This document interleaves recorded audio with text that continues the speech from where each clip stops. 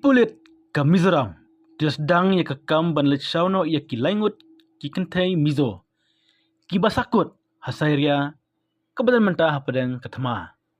Kini kikentai kidai kibalai terai kum kisyakri yung breu. Pat mentah kila mat yishibun kijing kat hadu bakini kentai kila lech hasairia haunai naiwing arjar puar. Nakaliang ka Indian Embassy hasairia kala pentip ia ka sarkar jela halur kene kakam. Namar ka jingalang chungki he ka embassy bat ka Ministry of Foreign Affairs ka Syria kebelalong menhak ketiga beladap bat ka adap ha ia ka legal notice syakino kitkam chong kini kentai Mizo.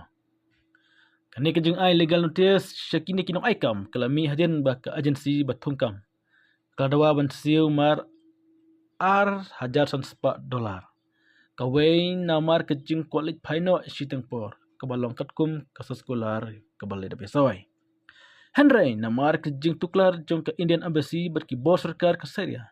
Kena ke agensi Klemenjur ban saban baitno da kumboi pat ban bujeli yakiti kentai Mizo.